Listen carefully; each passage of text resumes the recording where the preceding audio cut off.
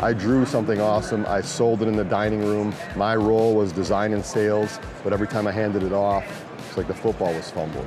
I was the face of the sale, right? But my name wasn't on the side of the truck, right? And I had to hand it off to all the other departments. You know, lots of times I would set up expectations for the client that weren't held up by the rest of my team, right? I know there's organizations out there who have a good team. I feel like that was my demise, right? I was surrounded by a team who wasn't like on the same level or didn't have the same expectations as I did, if you will, right? That was kind of my way out. I was just like, if I'm gonna take the lead, sell the job, show the crew how to build it, collect the check, like this might as well be my name on the truck. But for years and years, I just thought I was a laborer, or thought I was a foreman, thought I was a supervisor, thought I was a field guy. Little did I know like what was waiting out here for me, you know? I'm here on actually in the SynkedUP booth at the Equip Expo with none other than Dan Preston himself. Anyway, thank you so much for having me. Yeah, absolutely, it's a pleasure. It's official now. Yeah, it's official. Yeah. We are live, brother. Dang it. I still just feel like really bad, but I guess I take pride in knowing I'm promoting your brand, like I talked about. Yeah. So I'm not like totally dropping the ball on everything. Yeah. Right? But as far as like plugging in every day and working with it, it's like I have to be honest with you. Yeah. I'm not gonna sit here and lie and say I'm tracking it. You are more aligned with the norm than not. Like you're not alone. Like that's one of the things about implementing a system. It's an act of discipline. Well, right. It's like dense graded base to open graded base. Yeah. Like it took me forever. I compare it. It's on a way bigger scale. This is no offense to you. Yeah. I'm just saying, like, if something is new and better for me, I have to adapt to it. Yeah. It's like we'll live with incredible amounts of pain before we actually do. Before we go to the doctor. Yeah, exactly. So that's totally normal. And if you want, we can even talk about that on the podcast. And I just always feel like I haven't been, maybe I haven't been struggling, but I like your term, surviving to thriving, because I've definitely been surviving, right? But what if I would be thriving? Yeah. What would that look like? Right. Let that light the fire. You know what I belly. mean? So I don't know that. Yeah. And another little hack to trick our minds is like, okay, sure, I can live with the pain, or I can live with just barely surviving, but associating it with like your wife or your kids, or like associating it with something that's deeper meaning, like of someone else you truly really care about. Yeah. It's like, what would it look like if I could be thriving so that they can be thriving? Yeah, like right. That unlocks something in our heads. I just love what you're doing for contractors out there, because a lot of people will bow out or give up or something, and the 5-year thing, making it past 5 years or whatever. But a lot of people just won't figure out their numbers or won't figure out their overhead, and they won't even survive. Yeah. Right. So I'm sure you see that too. 100%. And I don't want to fall into that boat. Yeah. Right. But and at the same time, my excuses are super low overhead, one-man band. But I know you hear these excuses all the time, and this is creative. Like I'm always like, I'm an artist, right? And I like to think I charge top dollar, but do I get what I deserve? Right? It's one thing to charge top dollar, like charging a very high man-hour rate. That's one thing. But like we were just talking before we went live, the other thing is the temptation to get sucked into the artistry of your job. You're like, oh, dude, I'm going to do that add-on. I'm not even going to ask the client. And then when it's just me, like I said, I was joking. I was like, oh, that Saturday don't count, right? Yeah. Don't punch that Saturday. Yeah. I'm not paying a crew, right? So it's like when it's me, it's my business, it's my brand, it's my portfolio. The hour, like I might be making, $50 an hour that day or $200 an hour that day. But if to me, or I might be making zero, and I'm just taking it to the next level. But I got to get out of that habit, because now the clients are going to pay if I take it to the next level. Yeah. So why have that come out of my need, right? Yeah, because if you do that, your business is getting you for free. Like you have to get to the point. You have to get to the point where you view your business and you as two separate entities. Yeah. Even though it's the artist and it's all that. That's the hardest part. Yes. What you just said right there is probably the hardest part for me to do. Yeah. Right? I'm like, I am the best, you know what I mean? I combine those two too much.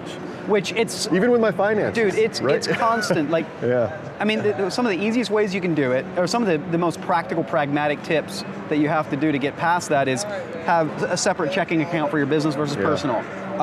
Make the business pay you a regular salary. Like there's a transfer happening from the business account to your personal account, regularly as a salary. Then if the business account doesn't have any money, it's like you're robbing from your salary to fill that hole. Figure it out real quick then. If you don't have that separation, it's really hard to...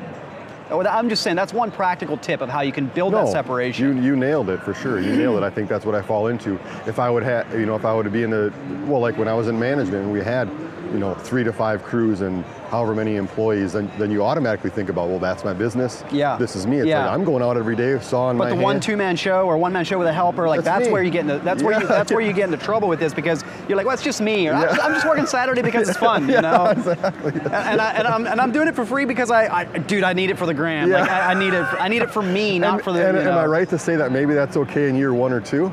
Yeah, it's okay because you need to build a portfolio. Right. I mean, just don't sink your ship. Yeah. Right. Yeah. And at the same time, it's like keeping the industry value up. Right. Yes. That's what another thing I love about what you're doing is getting everybody on the same page. Like we have to have all the hardscapers across the country charging, the same rates or at least similar to their market. My response to that would be charge what you want. Just know what it costs you to be in business, and that's going to make it be that you're in the same rates. Because you're lying to yourself, or you're kidding yourself if you're like, dude, like I could never charge $85 an hour. Like the most I can ever get is 50. The moment I go to 60, Mrs. Jones tells me no over and over and over. That's what I mean. It's like that's head trash. Like that's not based in reality. That's based in self-limiting beliefs. But that's what you're putting in the heads of all these contractors. Yeah. Which I don't feel like that's been missing. I feel like a lot of guys are just like, oh, I charge 45. How could you ever charge 120? What I'm trying to do is break the association between what you think you're worth and what you're charging, to break that association to say, make what you're charging be based on the numbers, know your numbers, and what you think you're worth in your own head is divorced from that. Yeah. Yeah, really, yeah.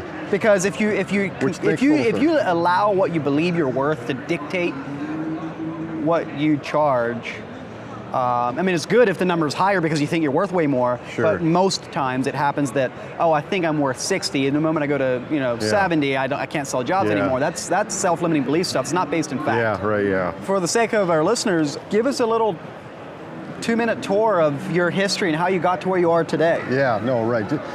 Just to be sitting in this seat is overwhelming. To have a booth at this place is it's unbelievable to me. I started out as a landscape laborer at 20 years old. Working for a high-end design and build firm. I was the laborer. I didn't get to touch the saw. I only got to carry the brick for about the first 90% of that year. By the end of that first year, they made me a foreman. So 20 years old, I was a foreman until I was about 28 years old. When I was 28, I had moved across the state and I got a job at another company, became a project manager. A couple years in, they seen that I could ad-lib in the field. They said, hey, would you come and help us design during the winter months? Wisconsin, we get shut down in the winter. So labor, was a foreman for years, and then finally my career took a little bit of a change when they invited me inside to be a designer. They knew I had a skill set there when I could ad-lib in the field. So then that's when I kind of did start to learn some of the numbers. I had been in the field forever. Now I'm learning how much things cost. So I did that for 5 years. I was a residential designer for a large design build firm in central Wisconsin. My focus was, like I said, residential design, but the firm's focus was commercial construction and commercial maintenance. So I think everyone always has a story on what kind of leads them, what kind of kicks them into going on their own. And it just was, I had the 9 years of experience from being in the field all the time, and then the 5 years from being a residential designer. And even when I was a designer, I was out in the field teaching the guys how to build the things that I drew, right? When you're building a company, a lot of these companies don't get 10-year veteran foreman or whatever, right? They get a guy and they see he can be a foreman after a couple of weeks. Nope, you're a foreman, and then I'm a designer and I got to give them my design. Yeah. It's like I can't, I'm the only one who can build this because I drew it and I have 15 years experience or whatever, right? So that was kind of my way out. It was just a struggle of, I drew something awesome, I sold it in the dining room. My role was design and sales, but every time I handed it off, it's like the football was fumbled. you know, and it just got to be too much of that because I was the face of the sale, right? But my name wasn't on the side of the truck, right? And I had to hand it off to all the other departments. And then, we're done with the hardscape, hand it over to the maintenance supervisor. Well, you know, lots of times I would set up expectations for the client that weren't held up by the rest of my team, right? And maybe I know there's organizations out there who have a good team. I feel like that was my demise, right? I was surrounded by a team who wasn't like on the same level or didn't have the same expectations as I did, if you will, right? Commercial end is different than residential. Yeah. Can I say that? Yeah. Yeah. That was kind of my way out. I was just like, if I'm gonna take the lead, sell the job, show the crew how to build it, collect the check, like this might as well be my name on the truck. But for years and years, I just thought I was a laborer, or thought I was a foreman, thought I was a supervisor, thought I was a field guy, right? And I thought that was it. And little did I know, like, what was waiting out here for me, you know? So the second I went on my own, 2017, I'm going into year 7 now as Preston Hardscape Design, and then just launched Hardscape Mentor. So I'm 23 years in now. So landscape laborer, foreman, project manager, designer, and now I've been on my own for going into 7 years, and then we launched the mentorship program. So just a whirlwind. That's amazing. You know, meeting guys like Weston. What blows me away is how amazing of a, like what you're doing, like you have your partner Luke in the mentorship program, and like, it's awesome because when you can connect up an artist with another artist of another form, and do I mean, your booth looks like insane. Puts hours to shame. Luke Parmenter is a magician, you know. And just what you're doing with the training content, like it's really high quality production value. Yeah, so I just needed someone to help me get that out there. Yeah. And Luke is 100% the guy, right? Yeah. You know, the brains and the brawn. I'm in the field showing people how to do it. Which is fantastic. He's getting it out there in unbelievable ways. Yeah. You know, that's how people know who we are right now, is what we've been doing with our marketing. And we're super excited to be in person here for the first time. Yep. We started last year, like in July, but really didn't have any momentum, you know, until about when this show started, like October. So we weren't set up to have a booth or nothing. We were only like 3 or 4 months in. Yeah. But this year we were real excited and get to sit down in a couple booths. And you're going to be in our booth hopefully later, and we'll talk again. But yeah, just an overwhelming experience for me. Looking back at my career, whenever I get done building a big job and I shake the client's hand, my whole career flashes before my eyes. Whenever I put out a hometown hardscape episode, you know, of something that blows up, like my whole career flashes before my eyes. When I come to do an interview, you know, with you, industry professional or a guy who's making moves in the industry, and it's like I'm on a level where I'm sitting in this chair, my whole career flashes before my eyes. I look back to when I was a foreman, I thought that was it, you know? Yeah. So yeah, it's just overwhelming. It's funny, I can relate to that somewhat because we both came from I was a foreman in a fantastic company. I didn't have some of the challenges and that you were having. And we killed it as foremen. Yeah. You know? Here we are, 2 foremen. Yeah. I know, that's what I mean. Isn't that crazy? Yes. I mean, everyone has a different story and a different path. Yeah. Right? Yeah. And the way you went with now you're doing your fantastic projects on your own, plus your mentorship and training. I just did the software path. Yeah, you know, right. And it's. And then we see the feedback from the industry. Yeah, and it's so rewarding. Yes. To see young, hungry, smart people kind of latch onto what you're doing and really succeed from it. Yes, 100%. When you have the passion for it, and we're going to put this time in, and then you start to see the results, now you're just like, how much more can I put in? Yeah. How much further can I take this, right? I'm sure you're seeing the same thing. When I get testimonies from kids who just put in their first patio, it's like me and Luke go back to the studio and we're like, let's go. Like we gotta do something else. You know, we gotta go to H&A and set up a crazy booth. So, that's what drives us, man. Is these testimonies from these real dudes who we were in their shoes. And I think that connects back to what I believe is like gives you meaning and fulfillment in life is when you can help other people succeed. Yeah. And when you see other people succeed, it's like I'm doing something that matters. Yeah, it's unbelievable. You know? Yeah. And when it's something you're passionate about, you've been doing your whole life. Yeah. That makes it all more worth the while too. Yeah. Right. Yeah. Yeah. So yeah. Well. What was in your journey, what was the biggest challenge that you experienced what would you, when I asked the question, what's been the biggest challenge you've ever overcome, what does your mind go to?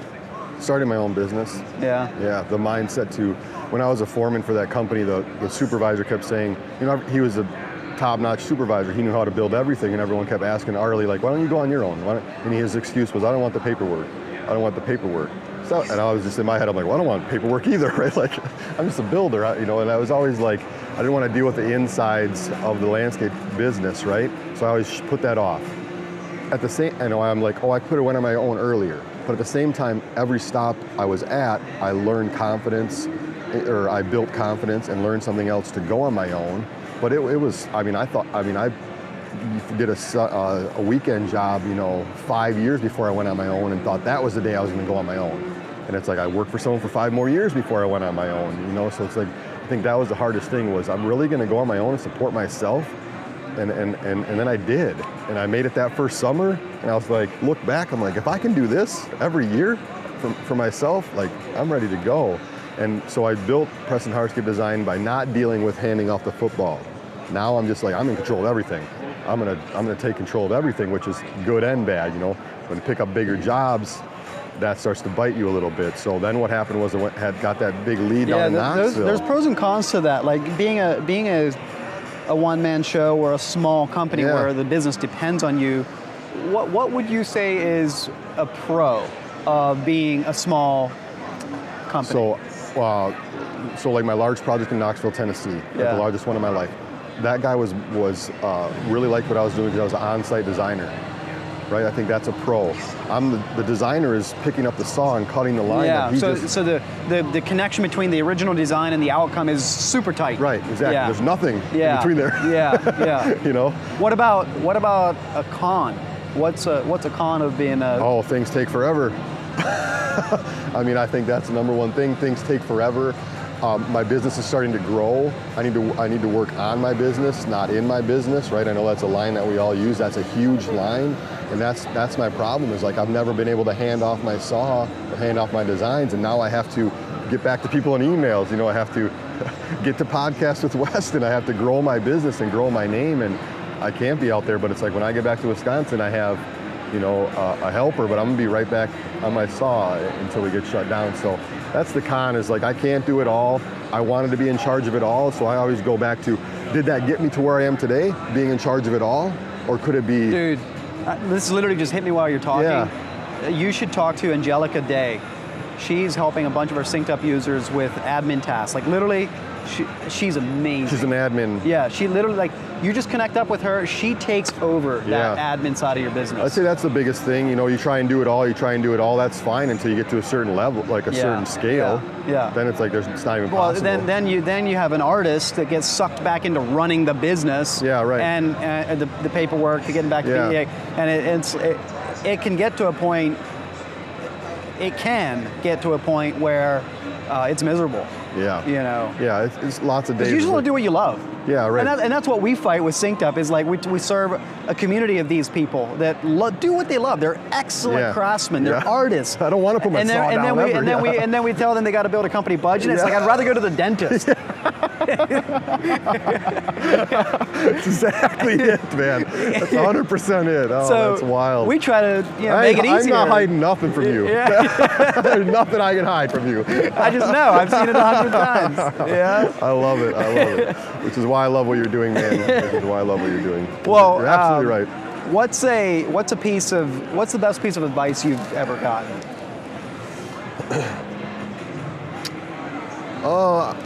I would say you kind of stumped me a little bit. I feel like I've gotten a lot of advice. I try and listen to, whenever I'm in a room with someone who I feel is smarter than me in a situation like this, I try and listen to something.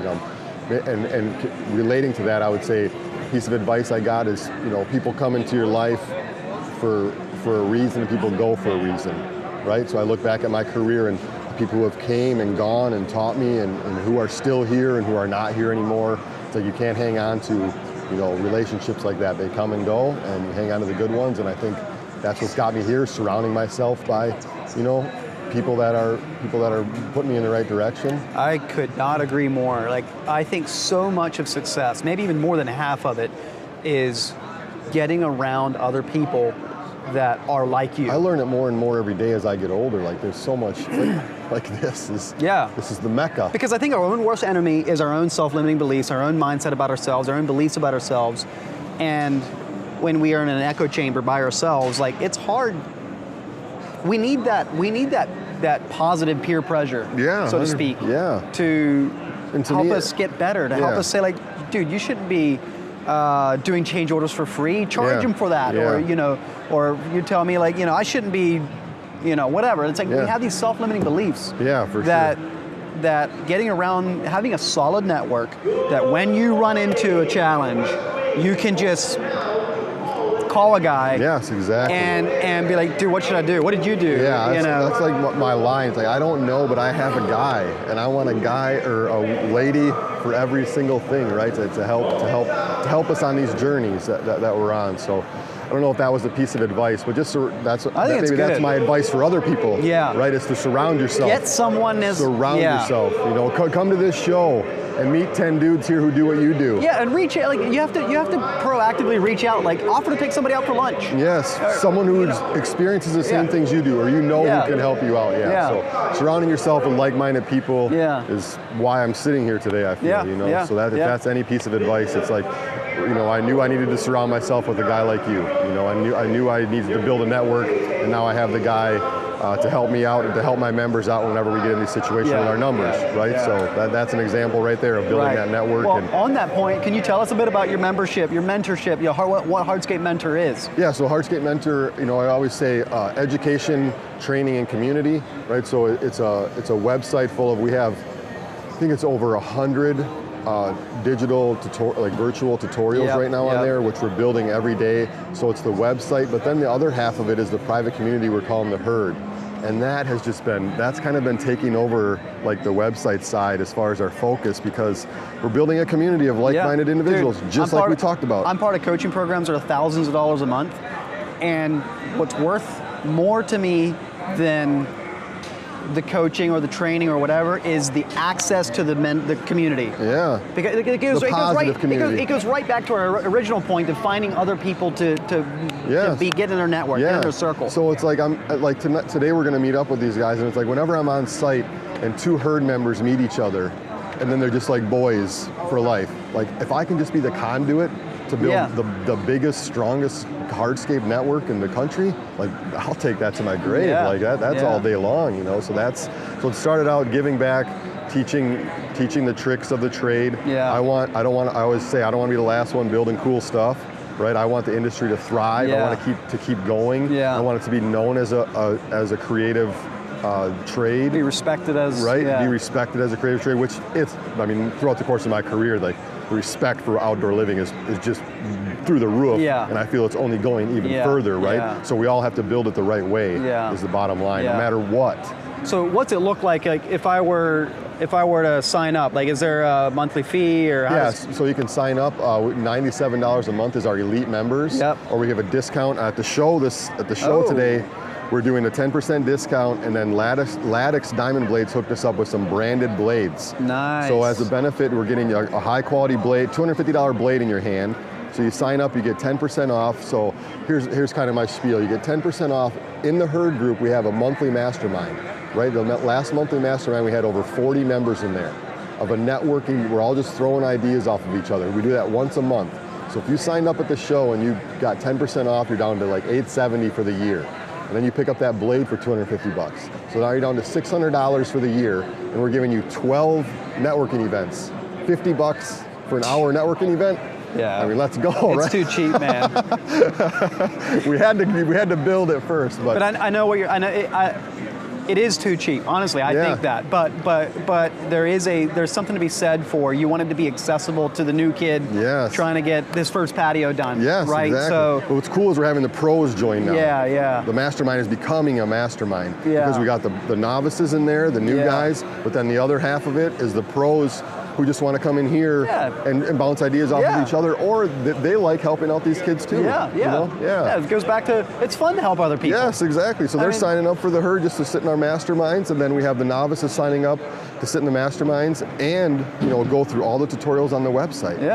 So and then this winter we're going to be offering 2 to 3 more courses, like one-off courses where you watch some videos for through the week, and then on Fridays we do Zoom calls, and you have access to your teacher, and we go from there. So that's awesome. It's crazy, man. Well, keep doing what you're doing. I think it's fantastic, and we'll keep we'll keep climbing the SynkedUP ladder for you in your business.